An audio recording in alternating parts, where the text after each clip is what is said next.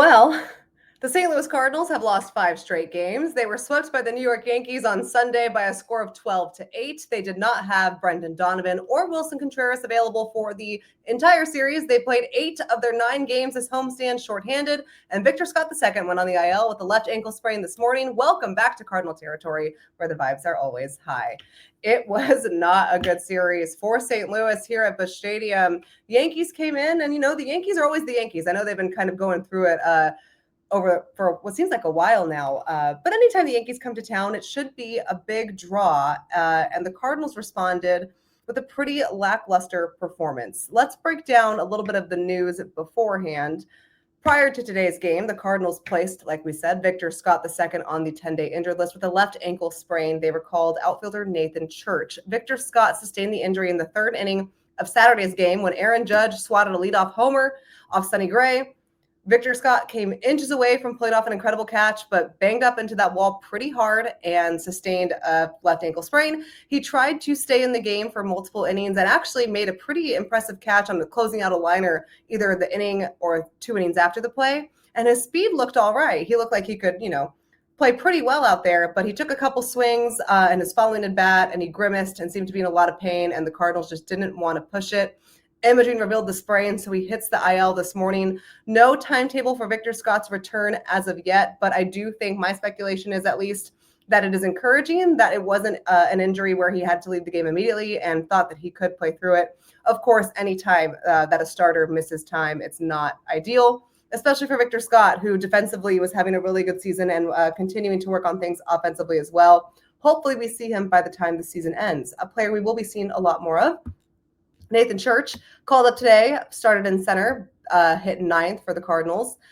Ollie Marmol said before the game today that we are going to see Church get a run in center field. What that means is he'd like to keep his outfield rotation primarily the same, just subbing out Victor Scott's playing time for Nathan Church's playing time. So you're still going to see that same rotation of Lars Nootbaar in left or Jordan Walker in right, working in Burleson in the corners when Willson Contreras comes back.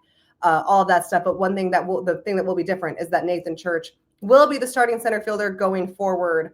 Hopefully the Cardinals have more players to use than they did in this series. The Cardinals not having Brendan Donovan, not having Willson Contreras, Nolan Arenado remains on the IL, of course, as well, really impacted their performance this weekend, to say the least. In both Friday and Saturday's game, Ollie Marmol's bench was limited to 2 players, pinch runner Garrett Hampson and backup catcher Joel Pozo. Meanwhile, the Yankees bench had guys like Giancarlo Stanton on it, Paul Goldschmidt on it for 2 days. You had Cody Bellinger off the bench for a day that he was not feeling well, but still felt like he could take in a bat if needed. It just doesn't match up well. You combat that with a bullpen that also is missing a lot of key pieces in terms of just who they traded away, and you get another disappointing series for St. Louis. And it's disappointing, I think, when you think about how this homestand started. Vibes were great. Yachty was back. They took 2 of 3 from the Cubs on the heels of taking 2 of 3 from the Dodgers. Then they have a come-from-behind win. Donovan returns to the lineup last Monday, hits a 2-run double on Monday's win for that come-from-behind victory over Colorado. And your Cardinals are 3 games out of the wild card picture, and you're thinking, hey, you know what? I'm not saying they're a playoff team, but this makes for compelling baseball. And that's all Cardinals fans want down the stretch, given the season. And they followed it up with just 5 really, truly disappointing games. It's not what you want if you are the St. Louis Cardinals. So we'll talk all about why the Cardinals play shorthanded. What can you expect from Brendan Donovan when he could return to the lineup? Because the Cardinals don't necessarily seem super inclined to put him on the IL. Willson Contreras should be back in the starting lineup for Monday's game in Miami against the Marlins. We'll get into all of that too. But let's find out what we need to know about Nathan Church, because I think one game is not really a sample size. You minor league enthusiasts will probably know Church started the year in AA, was selected from AAA, played 53 of his 86 games this season with Memphis. He hit .335 there for the Redbirds, a .921 OPS, 11 doubles, and 7 home runs. Like we talked about, he can play all 3 outfield positions, but the Cardinals plan to use him predominantly in center field. They did not have to burn a 40-man roster move to select Nathan Church. Their 40-man roster currently stands at 38, so they do have some flexibility there. And if that's the case, you ask, then why did the Cardinals play shorthanded? And why didn't they use their 40-man roster to boost their bench? And to that, I say very fair and very good questions. We'll get right to it, though. We'll need to hear from our friends at DraftKings first. We will be right back. The dog days of summer are here, and in Missouri, that means it's baseball season in full swing. Whether you're up in Kansas City or St. Louis, it's your time to shine and score big. Download the Pick Six app, the easiest way to turn your baseball takes into cold, hard cash. It's crazy simple. Just pick more or less on the stats for two or more of your favorite players, and boom, you're in the mix for big cash prizes. No gimmicks, no weird rules. And for folks in the Show Me State, there's something special. New Pick Six players in Missouri can jump in for free. Download the app, sign up, and you'll get $50 in bonus picks instantly. Don't miss out on this limited time offer, Missouri. Download the DraftKings Pick Six app right now and use code FOUL. That's code FOUL. Register a new account and get $50 in bonus picks instantly. Ride the upside, where a few bucks can turn into a bag, only on DraftKings Pick Six. The crown is yours. Gambling problem? Call 1-800-GAMBLER. Must be 18 and over. Age and eligibility restrictions vary by jurisdiction. Void where prohibited. Register new Pick Six account to receive $50 in bonus picks that expire in 7 days. Ends 8/24/25 at 11:59 p.m. Eastern Time. Terms at picksix.draftkings.com/promos. Okay, so if you're like me, you're asking, why did the St. Louis Cardinals insist on playing shorthanded for the majority of the homestand when the 10-day IL exists and the 40-man roster exists, and they didn't necessarily have to do that in the first place, but they chose to anyway? Let's break down where each player is with their injury. We'll start with Brendan Donovan. Was in Friday's starting lineup originally, batting leadoff, playing second base, and was a late scratch with that toe injury that plagued him for several games out in, I believe he sustained it against Toronto in St. Louis, and he missed quite a few games starting in Milwaukee in mid-June. This has been a lingering injury. It's technically termed a sprained capsule of the left toe, more commonly known as turf toe, okay? That's what he's been dealing with for a couple of months now. And any time that you are dealing with an injury that starts at your contact, the place of contact at the ground, it can spread up the leg. That's why Donnie, who missed 2 games against the Cubs earlier in the homestand with left groin tightness, he attributed some of that tightness to the toe injury. So this has been a lingering, nagging thing that he's tried to play through. All players play through aches and pains, but he now thinks that he could be overcompensating for the toe pain, and it's leading to other injuries. So dealing with a couple of things, pretty banged up. Ollie Marmol made the decision to scratch him on Friday and hope that it was just a 1 to 2 day thing. It's looking like it's going to be a little bit more like 4 to 5, if not 6. But the Cardinals are still hopeful Donovan will be able to avoid the IL. Now, how do you justify as an organization being without a key player? And like Donovan is, in my opinion, the most pivotal player on this team. He's the most valuable. He's their lone all-star. He can play around the diamond. He's one of their most consistent hitters. I know he's hit a little bit of tapered off a little bit in July, but from an overall point, like, he is a key central piece in this ball club. So how can the Cardinals justify being without him for possibly 5 to 6 days and playing short without even factoring Willson Contreras' inavailability? I will get there. Well, good question. We asked Ollie Marmol that. And here was his answer. I'll read it for you. My goal is to stay away from the injured list if possible, even if that means giving Donovan the next 2 to 3 days off. Marmol said this was yesterday, so Saturday. I prefer for him to be down or be short for 3 days than to have him down for a total of 10. You're making the decision if it makes sense to lose those guys for 10 days or if you're better off playing short based on who would come up and how you would use that body. We feel at the moment, and this could change, that giving him 3 days and staying away from the injured list gives us the best chance after those 3 days are up. And that's not super uncommon. You will see teams throughout baseball, when it comes to one of their best players, play short for a couple of days in hopes that they won't have to miss 8 days with their player on the injured list. So I don't fault the Cardinals for doing that. That comes at a time where Willson Contreras is not available and they're already playing short. Nootbaar not available for most of the Rockies series, things like that. And leaving your bench to 2 players, that's where it gets a little iffy. But I thought Marmol's quote here was much more telling about the state of the 40-man roster than whether or not the Cardinals play short for 2 or 3 games. Again, we don't know if Brendan Donovan's going to be available for the Miami series. I think they're going to test it out on Monday. Same with Contreras.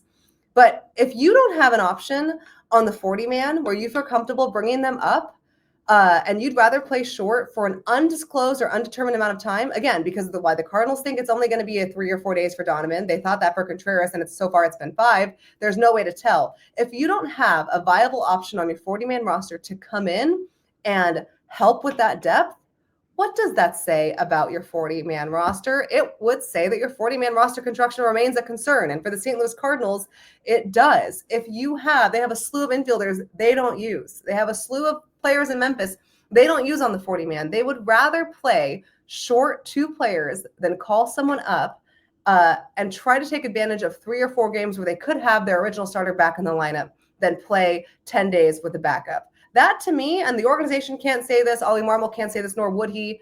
That to me says that the 40-man roster players aren't factors. Why are they on the roster? This is something that's going to be a huge topic for Chaim Bloom and the new front office to address. The Cardinals have to protect a ton of players coming up. Off the top of my head, Nathan Church actually was one of them, so he's on there now. That's checkbox number 1. Before this offseason, they have to add them to the 40-man roster or risk exposing them in the Rule 5 draft. There are plenty of spots on the 40-man roster that are clearly not going to be used by the active roster that they need to clear out so they can protect these players. The whole point of a 40-man roster, if you will, is to help your active roster when your starters go down. This is not an issue that is just central to 2025. This is something the Cardinals have dealt with in regards to their 40-man dating back to 2023 at the minimum. That's at least when it was first kind of exposed to me that, hey, the players coming up in AAA are depth pieces. We don't really view them as depth pieces. They're just there. That's an issue. If you're not going to use Jose Fermin, why is he on the 40-man? Because I understand there's a difference in talent and capability between Brendan Donovan and Jose Fermin. I understand that. And if you'd rather be short Donovan for a couple of days than be without him for 10 when you don't have to be, I get it. Again, teams do that all the time.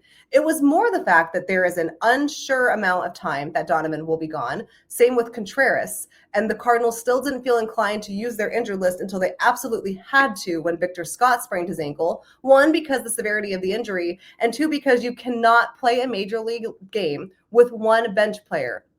I mean, you can. I'm sure this organization would try it, but it just doesn't put anyone in a position to succeed. It doesn't put the current 9 in a position to succeed. It doesn't put the coaching staff in a position to succeed. They have, to quote a coach, 1 bullet, don't miss, to use.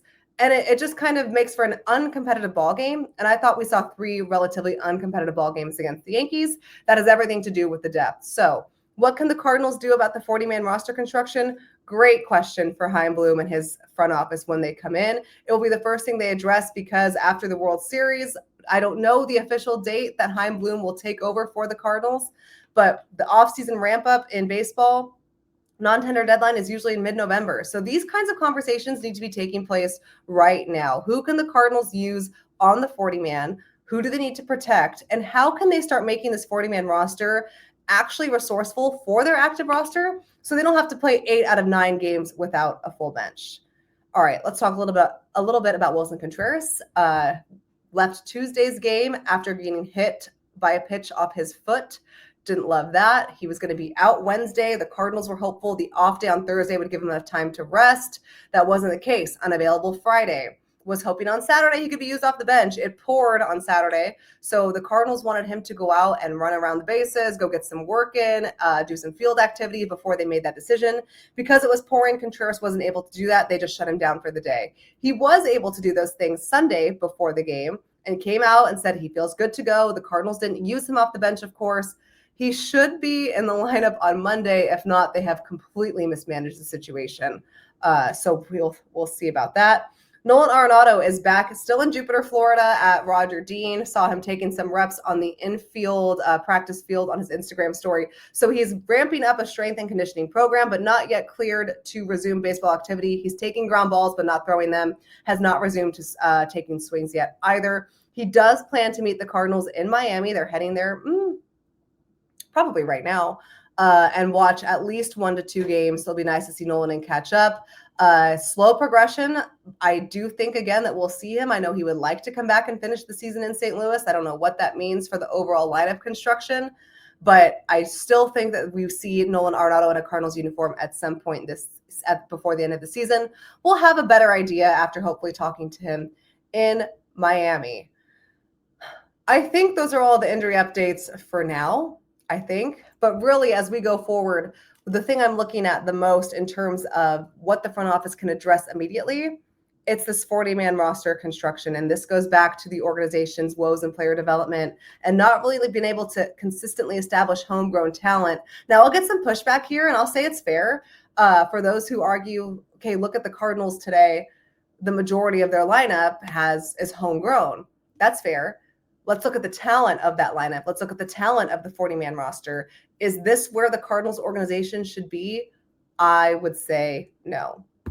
So we'll see how the Cardinals manage what hopefully is not another shorthanded bench in Miami. Need to take advantage of a Marlins club that's not really in much better position than St. Louis. It was brutal, guys. It was kind of brutal to watch this team over the last 3 days. And I'll read a quote from Ollie Marmol's post-game session. Let me tee it up for you so that I get it right. Of course, he was ejected from this game, and I believe the 7th inning. It's been a minute. He's not ejected once a month. Is it really a Cardinal season?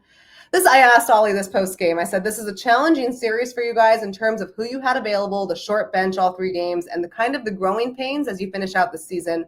What can the message be for some of these young players as they go through the rest of the year? And he said the typical answer you'd expect from a manager. You know what? I'm actually about to read Miles Michaelis's answer. Hold on. I asked him the same question, though, so just give me a second. Here's what he said. There's a lot that comes to mind with that. You take your best shot with what you have. Obviously, you don't have 2 of your best hitters in Donnie and Contreras in the lineup, and that doesn't help. I think the guys that you do have in there competed. There's some youthfulness in how some of these games played out, but at the end of the day, this is what it's going to look like at times. You can get frustrated, or you can continue to keep your head down and continue to teach and make sure that you're moving this in the right direction. And here's where things got interesting for me. This is a continuation of Ollie Marmol's quote. I will say we can't afford to make mistakes, and I see that as a good thing. We're not good enough to give them 4 outs. We're not good enough to walk people and pitch to contact. You have to be that much more on point, which will make these guys better in the long run. We showed it right there. He referenced in the 9th inning today. Made a mistake. The Yankees found a way to put a 4 spot on you. Your room for error is non-existent, and that's a good thing. It's going to suck at times, but it's a good thing because it will breed excellence. And I understand that. These players are going to have to learn by failure, such as the nature of baseball. Thomas Sajacy, I thought, had a pretty good homestand. The quality of at bats are getting better. I'd like to see a little bit better pitch selection. But for a player who's learning to play baseball in the major leagues at the major league level, I thought we saw some good strides there. He made that key error in the 9th that kind of led to that 4-run rally. And you don't want that for anyone, but that's a teaching moment. That's a learning moment for him. He learns how to not let the game speed up on him in that situation going forward. And sometimes with the way that the Cardinals are at in their season, that's the best way for these players to learn. Nathan Church, it didn't show in the box score, and it's his very first major league game. Like, we'll cut the guy some slack here. But he knows this, and he knew it as soon as he let the ball go. The cutoff should have gone to second base. Keep the go-ahead run at first base. It was Aaron Judge at that time. Instead, he comes up firing from center field and fires home. Aaron Judge advances from first to second. Now hit the game-winning run. At the time, is in scoring position. And he knew as soon as he let go of that ball needed to go to second base. You could see in his body language. He kind of shook his head like, I am better than that. You learn from those moments. So it's a young squad. We know this. And they did a nice job of playing competitive baseball about 2 weeks ago.